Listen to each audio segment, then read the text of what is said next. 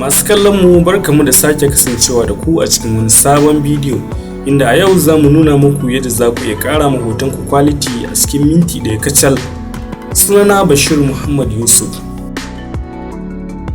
Domin ƙara ma hotonka quality sai ka zo sai ka copy wannan address ɗin da kake gani, sai ka je sai ka buɗe browser ka. Kana buɗe browser ka sai ka paste wannan address da kai copying kamar yadda muka sani ta hanyar danna Ctrl V. Kana pasting wannan address sai ka shiga wannan shafi. Kamar yadda kuke gani wannan shafi zai buɗe kamar haka. So anan akwai hanyoyi guda biyu da zamu iya bi domin shigo da hotonmu a cikin wannan shafi.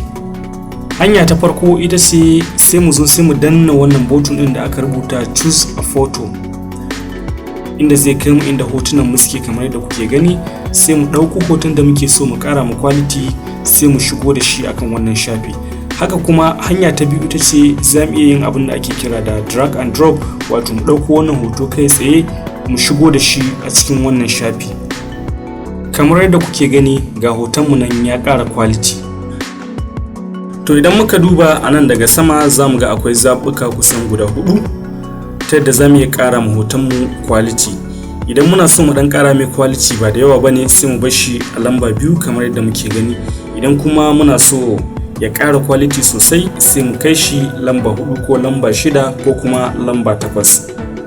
Saboda haka bari mu zo mu mai da hotonmu lamba 4. So kamar yadda kuke gani za ku ga hotonmu nan ya ƙara quality sosai.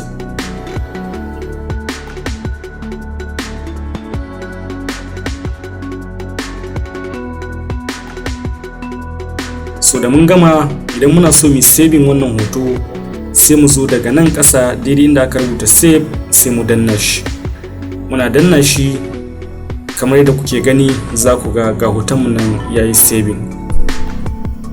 So masu kallon mu, wannan ita ce hanyar da za ku iya bi domin ƙara ma hotonku quality a cikin minti ɗaya kacal. Da fatan za ku subscribing akan wannan tasha domin kallon bidiyon nan gaba. Mun gode.